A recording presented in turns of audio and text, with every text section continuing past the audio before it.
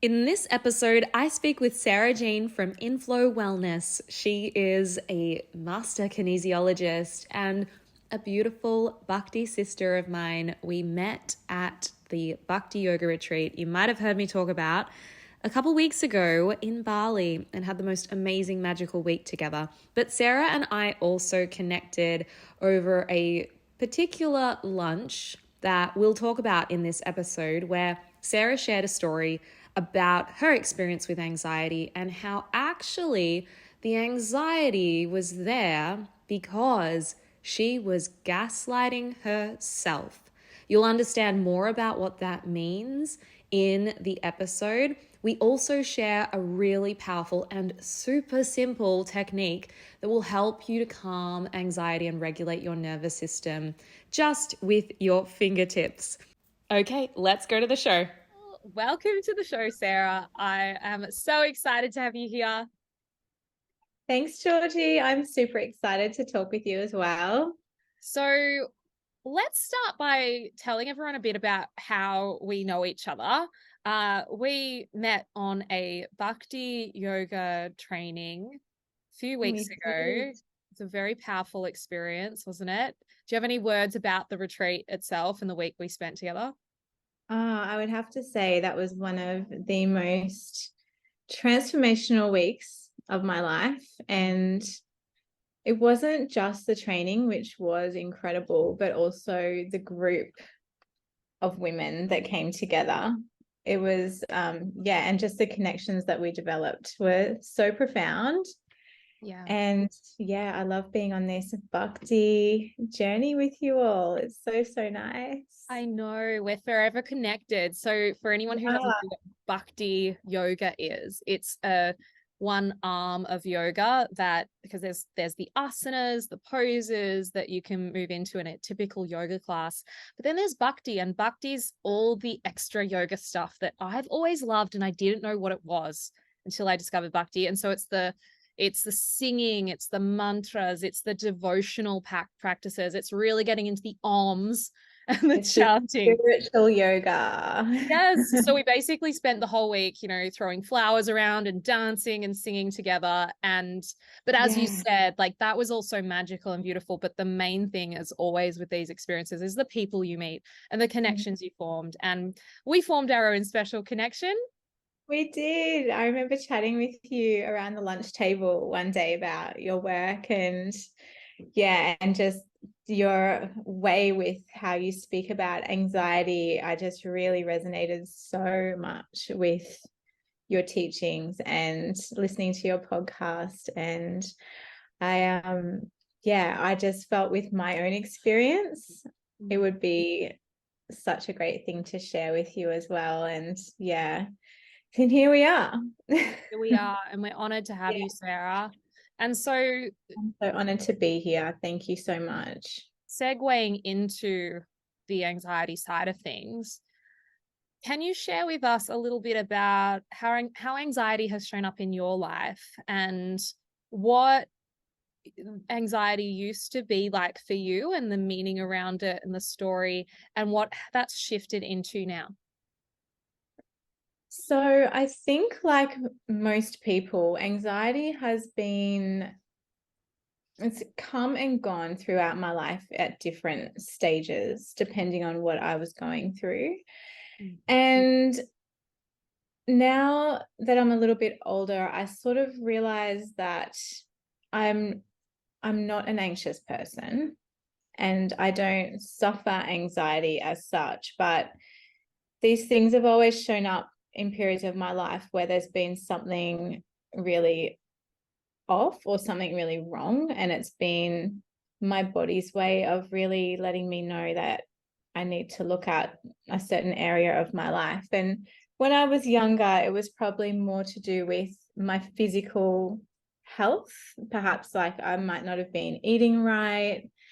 I maybe wasn't, getting out in the sunshine enough or doing those things, those self-care things to help me to feel like I was on a really high vibration.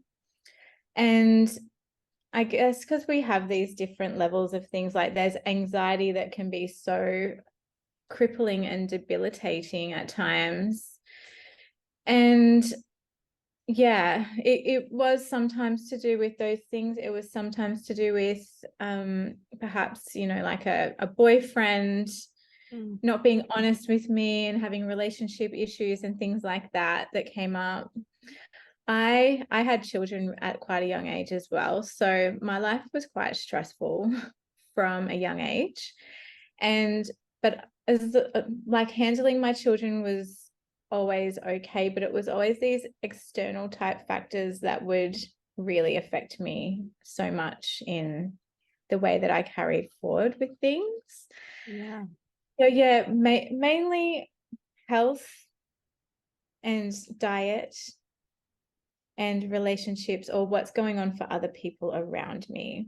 Yeah. And then as I had my clinic a little bit further down the track, when I had my natural therapies clinic for 10 years, and I would work so hard, and I was doing treatments all day, every day on people's bodies. And then that was such a energy drain on me that then I would feel out of balance because of that sort of thing as well. And so my self-care had to be super high to be able to deliver therapy and treatments to people, and feel good about that.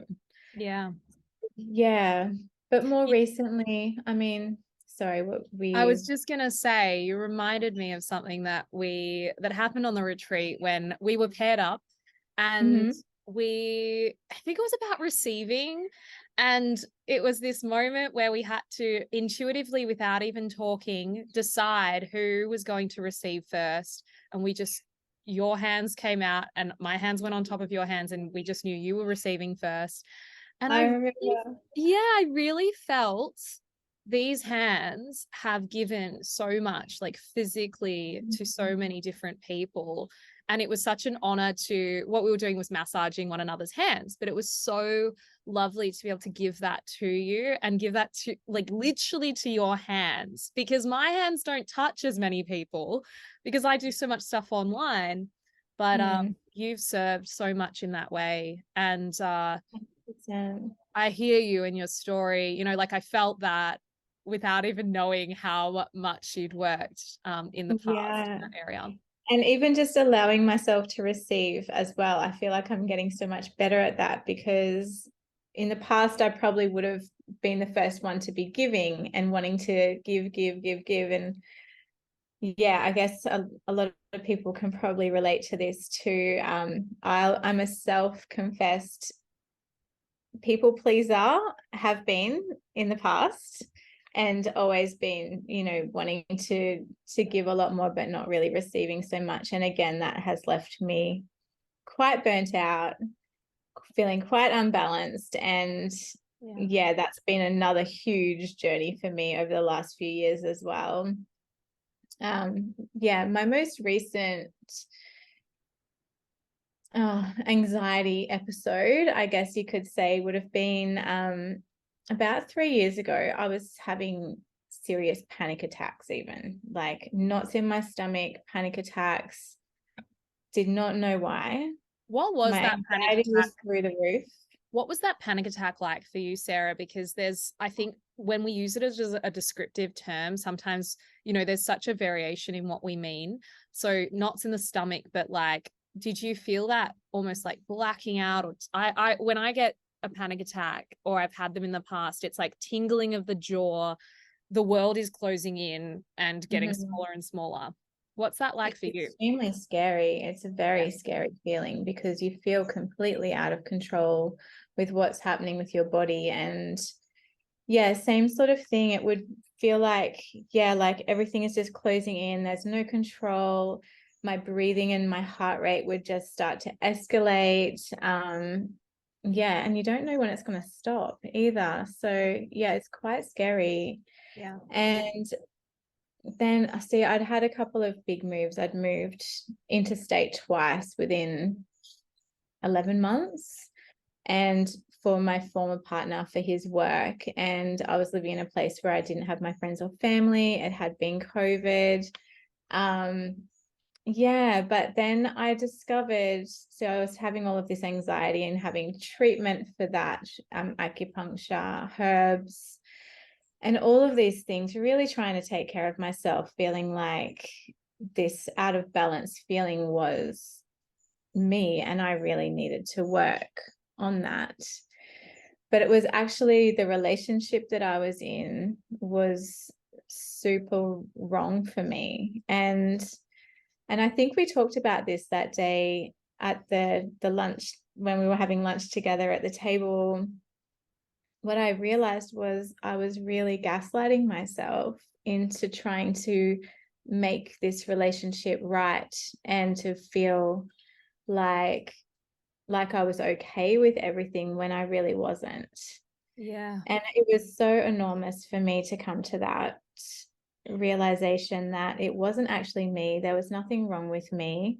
There's nothing wrong with my body, my health, my life. It was actually the person that was in my life wasn't doing the right things by me in the background. So yeah, to cut a long story short, there was some stuff going on that, yeah, that my body was picking up on. And then I Well, can I just realized that. pause you for a sec there, because Sure. I really want to like highlight what you've just shared, which is that it's so easy for us to blame ourselves and think it's my fault that he's frustrated with me or cutting off or turning away from me, because look at me, I'm being so needy, or I'm so uncomfortable and on edge, so I'm the one that's causing the problems and I should just try and calm myself down. And sounds like you were doing all the right things, Sarah, and I can certainly relate to my last major relationship as well, feeling that anxiety and being like, well, I just need another cold shower, or I just need to take more magnesium. And Yeah. ultimately there's a fundamental safety, and I think the support network around us of other human beings, we are so attuned to that. And if it's off, if we can pick it up, we can Mm-hmm. feel whether someone is really safe emotionally for us. And I Yeah. don't think we're trained to pick that up as young people. No one talks about it enough. We just have to Yeah. eventually learn like what a safe love and safe person, because it can be more than just romantic partners, what that Yeah. feels like. 100%. Yeah, it can be anyone in our lives, someone at work or a family member that's being dishonest, or, any of those things. When you get that feeling that something's just off, Yeah. you have to trust it. Your body is your best friend. It's there to warn you and tell you when something's not right. Yeah. And that's what I really discovered from that whole experience was, yeah, stop gaslighting yourself, stop pretending that everything is fine when it really isn't. And yeah, it was a huge awakening. And I mean, I guess a lot of people don't want to really dig deep and be super honest with themselves sometimes about what the thing is that is causing this misalignment in their body and their energy, because it can absolutely change your whole entire life in so many ways. Like there are, mortgages and children, and even just to change a diet sometimes is like the unconscious stories and things that we tell ourselves as to why we can't stop having these things or doing these things. It's it's hard to be that honest with yourself And I think sometimes. it's okay for it to be a journey to get there as well, to that realization. Like, if there's anyone listening to this, this is not an excuse or an opportunity to now beat yourself up and feel terrible that, you didn't figure it out sooner, because I would say you and I are two people who are quite self-aware and doing that inner healing work, because it is the lifelong journey. And yet both of us found ourselves in relationships, in situations where we found ourselves doing this and not feeling safe. Um, And it took some time to realize, hang on, this isn't just me. Yeah.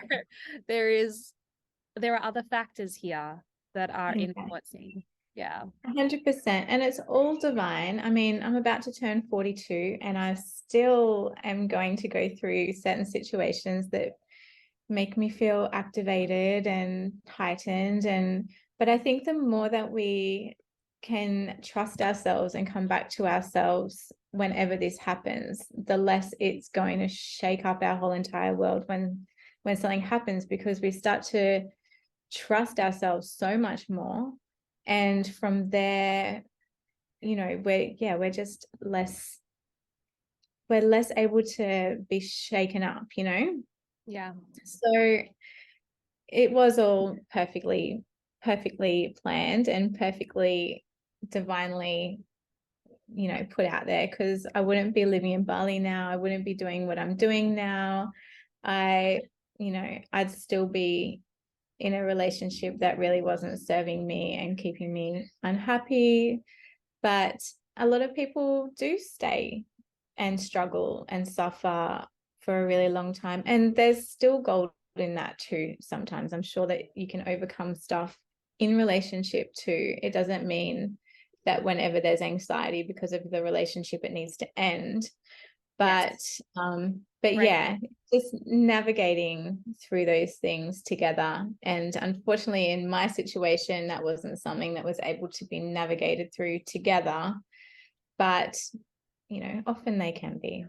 And you have to have a willing partner in that navigation. You have to have someone else who is wanting to do that work with you and choose you, and at least try to. Otherwise, you can't do it just as one person in a partnership. And I mean, I was going to say, what are some of those reasons that people stay? But I think that question is quite an obvious one. We stay because we're afraid. We're afraid of being alone. We're afraid of starting all over again. And, oh, I thought this was my person and I'm tired and I want to be done. And now Yeah, I've it's a got whole up. entire story that has to be let go of. And it's an identity as well. Like, who am I without this Yeah. identity as a married woman? Or, yeah, to let go of all of those things that create the identity who we think we are is huge. But there's so much goodness in that too. And it's We funny. attach ourselves to those. I'm a mother, I'm a wife, Yeah. I'm whatever your job or profession is. But really who you are is who you are without all of those things. And to find that is where the real goodness is. Because Yes. when the labels actually don't mean anything. And that, I'm so glad you brought that up. And what I was about to say was, it's funny how my life as it is now, maybe 4 years ago or maybe 5 or 6 years ago, would have been like the idea of being single in my 30s, like, was terrifying. Mhm. And that's not to say it hasn't been a painful process of killing Mm. off parts of myself, like expectations, all the meanings, all the, I guess, these ideas that are so false of what society says it means to be single in your 30s or single at a certain time of life. And a single woman, like, that means she's sad. That means she's alone and lonely and life's a failure and all these things. And it's so funny because it's so liberating Yeah. when Uh-huh. you do step into that. And I now I'm think we spoke about this, didn't like, we, on yeah, the retreat? Yes, I remember I'm not now. scared of it anymore. Like, I'm not scared of it 100%. at any point in my life. Like, I can do this. And it doesn't mean anything other than this is just where I am in my life right now. If I feel Mm. lonely one day, I could feel just as lonely in a relationship. I certainly know that.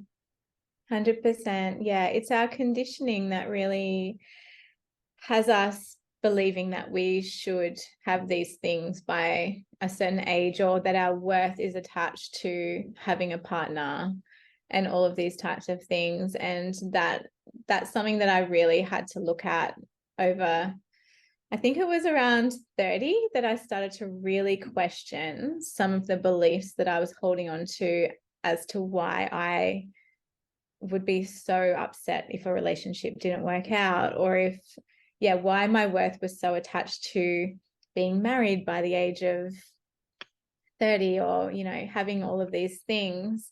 And then I realized, like, once you've done it, you've done it. It still doesn't even mean anything, to buy the house, to have the marriage, to that, because again, that is just all identity type stuff. And it's great to have and want things and strive for more, but it's also really good to look at why you feel like you need it, because there is this way, especially in like an energetically speaking, the more that we want something, the more we're actually going to push it away, and it resists us as well.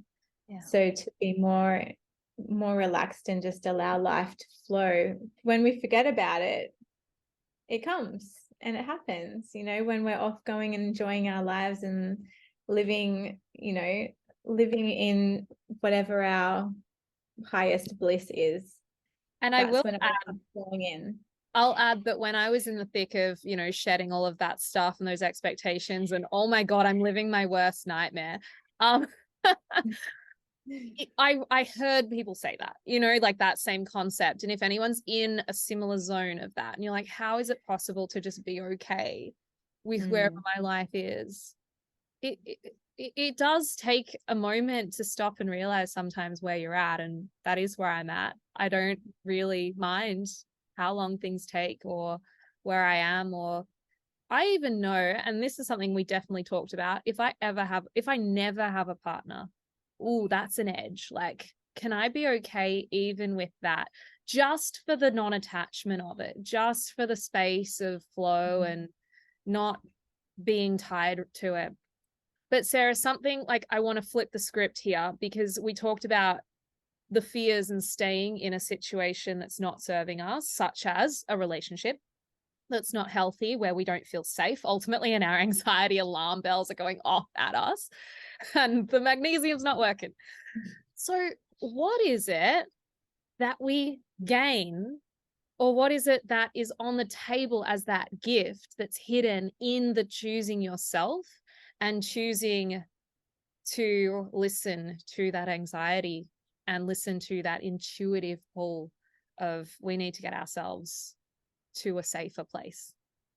Oh gosh, I would say having that deep connection with yourself and really knowing what is true for you and trusting it, there is no better gold than that. Because when we're that connected and in that much alignment with our body, our energy, we feel like you can feel almost this connection to your higher self as well, because you know that you're listening to and you're in tune with your higher self. You're very conscious. It's and that is where all of the magic happens. And then the universe has this way of just gifting you all of these things when you're in that space as well. So it's when you're living in that subconscious programming and it's more in sort of a bit more of a victim kind of state, everything stops until you have that lesson or that realization, and then things just unfold and it's beautiful. And I think too, when we are that connected, and like what you were just talking about being okay without a partner, it's because when you're connected with yourself and you're connected with, even like with our Bhakti yoga that we do, we have this devotion and we feel connected to a higher power and our higher selves, we feel complete. We're so complete that it's okay to be alone, because we're radiating so much love from our being that we don't need it from anyone else. We're the love of our own lives, like literally. And we're so connected to, God, higher self, universal love, whatever you want to call it. It's all the same thing to me. But yeah, I think that's where the real awakening occurs. And that was my experience anyway. I think that's at the core of what draws me to Bhakti, because I've always loved being in love. Who doesn't love being in love? I love I know, love. radiating love from your whole being. But to not need that to depend on what the other person's doing. And, you know, of course we can create love together. And I really want to be clear that we're not talking about hyper independence and never needing anyone, because like hell, I need community too. And I need friends and support and family and all of that. 100%. But so beautiful to equally know you can generate it within, and you're not only and overly relying on others to bring the love and please love me world, please love me people. It's like, I can share that love that I already have within. And your sense of self-worth isn't dependent on getting validation from someone else or love from someone else. It's coming from you. And it doesn't matter if you even receive it back with what you're giving out, because it's infinite. Yeah. So these are the potential gifts that lie on the other side of taking that leap, that big scary leap. And I kind of see it as a game, and I do this to take the weight and the heaviness out of it, like taking a leap of faith and seeing, well, how is the universe going to catch me this time? Come on, universe, let's see what you've got.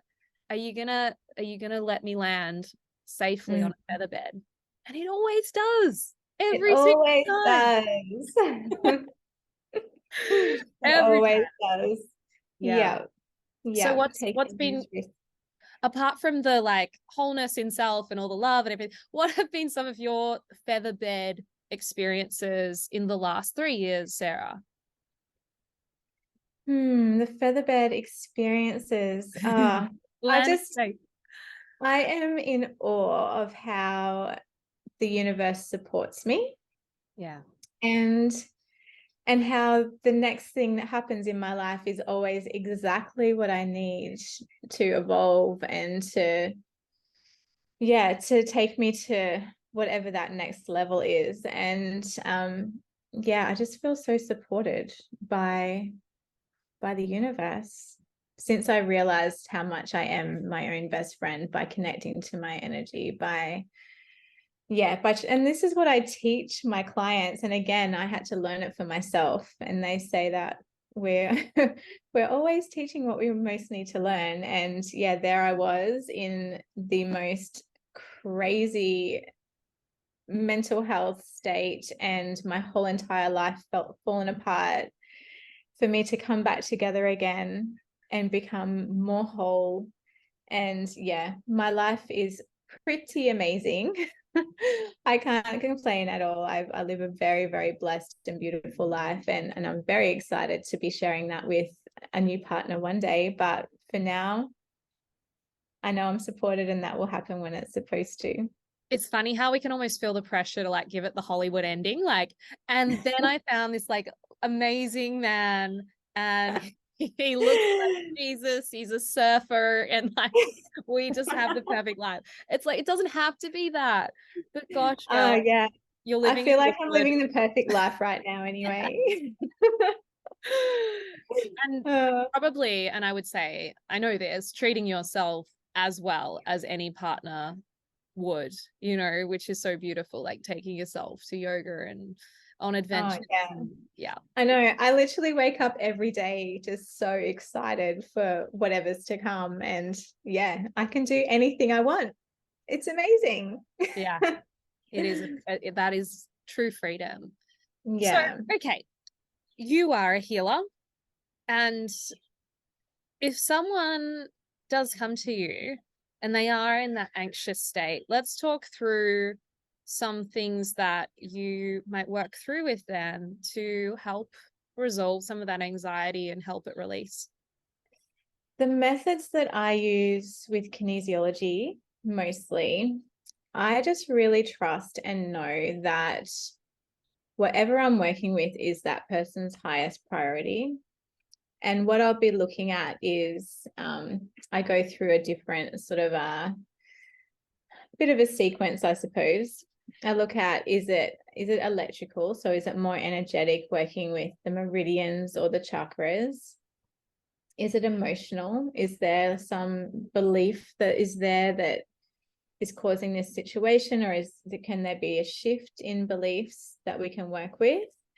Is it nutritional, like a chemical imbalance within the body?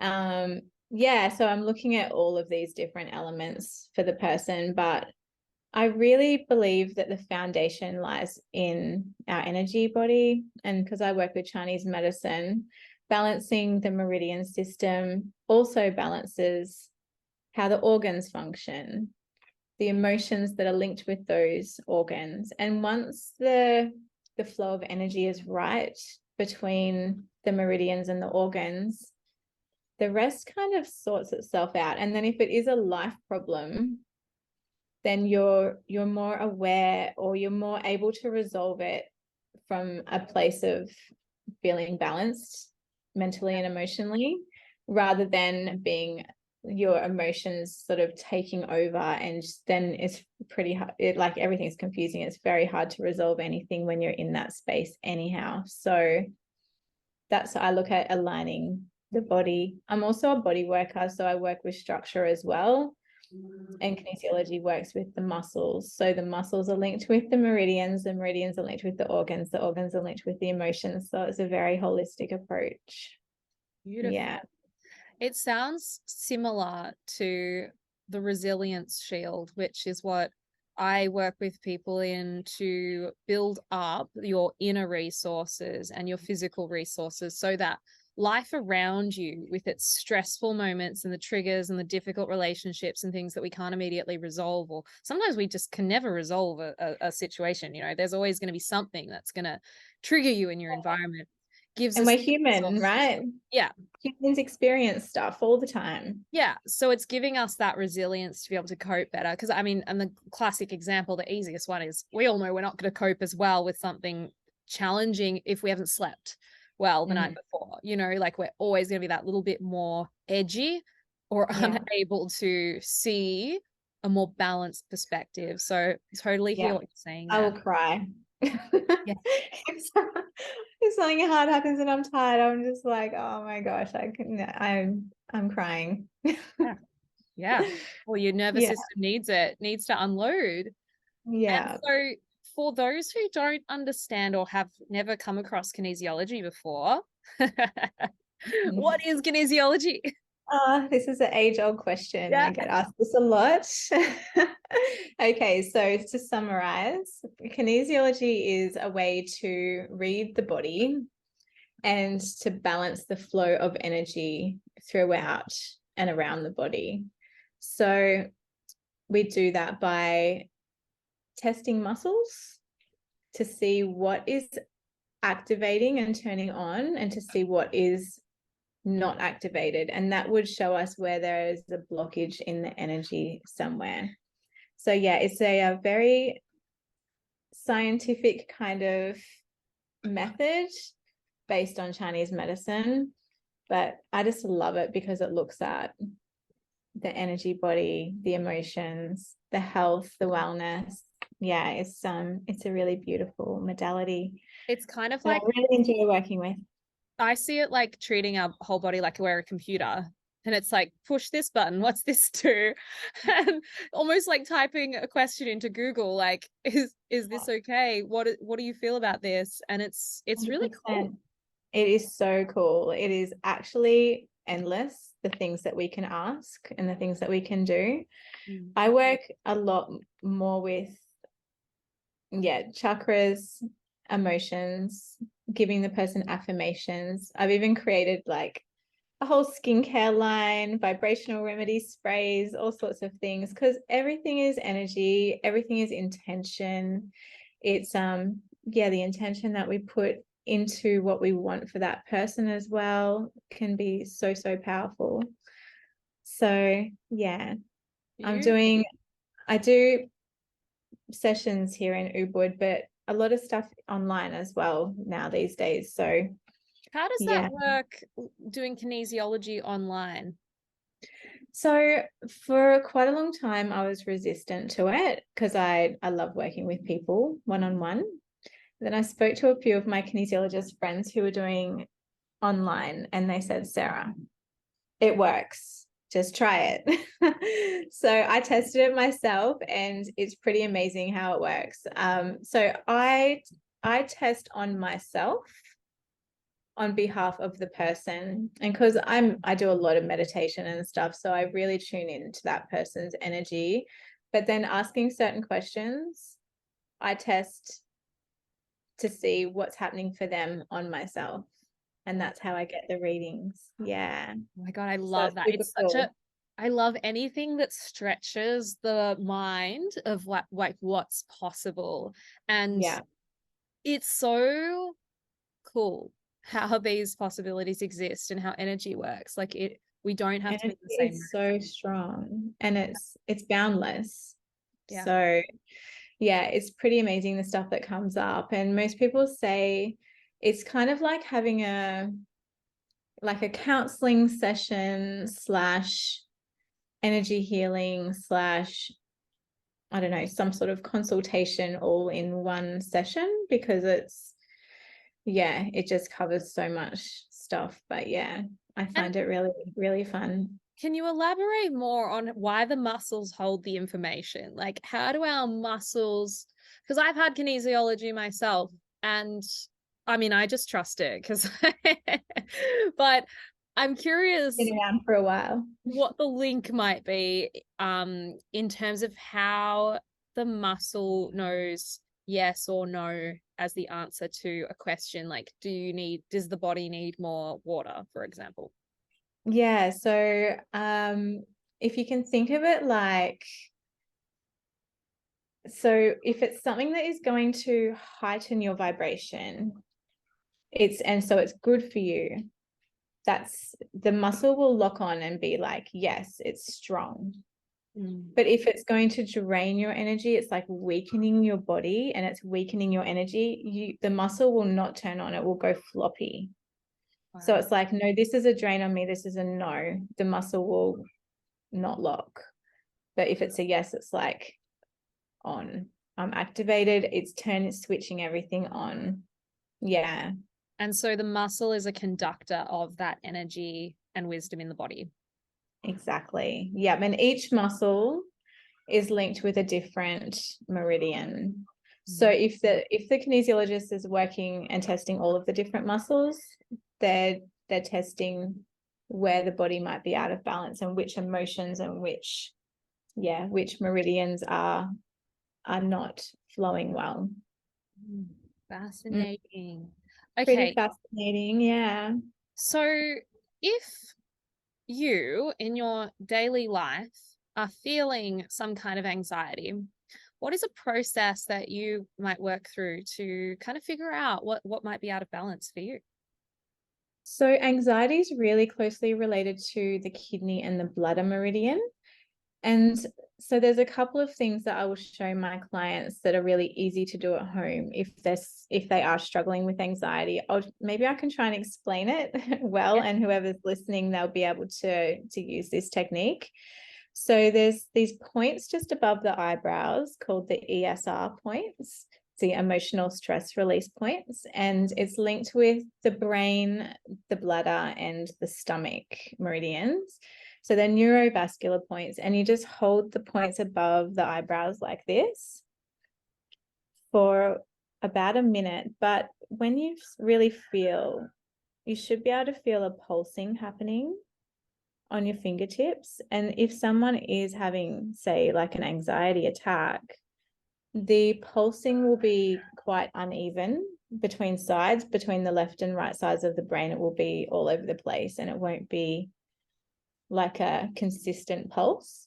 But after a minute or so, and after just focusing, the pulse will start to come through even on both sides, and the anxiety is diffused. Wow, that's so simple. It's so Okay. simple. And you know how people naturally go to put their hand on their forehead when they're really stressed? Yes. It's like a natural response that we do this, right? Yeah. But yeah, there's a reason for that, these points here. and it brings all the blood to the front of the brain. So, because when we're in that fight or flight response, we're in the back of the brain. We're not able to focus, we're not able to concentrate. So it brings the awareness to the front of the brain to Where the awareness goes, energy flows.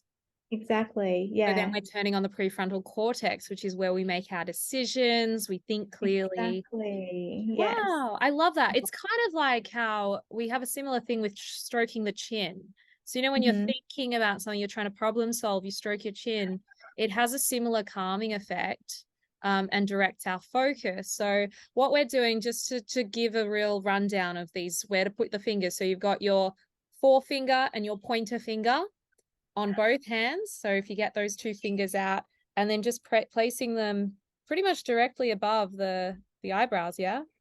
Yeah, just above the eyebrows. You'll feel where it sort of feels right. It's like maybe a centimeter or two. I'm like trying to use my Zoom camera as a mirror. Yeah. It's maybe like one finger width up from the eyebrows. Yeah. Yeah. And then just holding those points there. I'll do it better in the mirror later. There are a couple of other methods, but yeah, that's a really, really good one. And you can teach your children that as well. It's a good one for kids if they're feeling a bit activated and restless. How long do we need to hold that for, Sarah? A minute. A minute. Or until you feel the pulsing coming through even on both sides. Beautiful. So yeah, if you're like super wound up, it might take more than a minute, but generally around a minute is the amount of time it takes. And is there anything else we should be doing while we're sitting there holding our fingers to our forehead? Just breathing and feeling with the fingertips for those pulses. Yeah. I love that, because it brings us also out of our thinking mind back into our feeling body, which is exactly. Beautiful. Thank you so much for sharing that, Sarah. You're so welcome. Is there anything else that you wanted to share about the work that you do, or the offerings you have at the moment, and where people can find you? So you can find me on Instagram as Inflow Wellness is my business account. But yeah, I'm offering at the moment some online trainings, which are teaching people how to learn how to use kinesiology self-testing so that they can test and balance their own chakra system, which is super cool. Yeah. And so I explain of what kinesiology is, the different self-testing techniques, and then what the 7 major chakras are responsible for, and then the vibrational energy medicine that we can use at home to balance those energy centers. So that's a really fun one too. Oh, I love that, because it's so important to take care of our energy body as well as our physical and our emotional. It's very profound. And our mental. Very profound. Yeah. Thank you so much, Sarah. We'll pop that information in the show notes so people can go and find it nice and easily. Appreciate you so much sharing your story, and thank you so much for having me.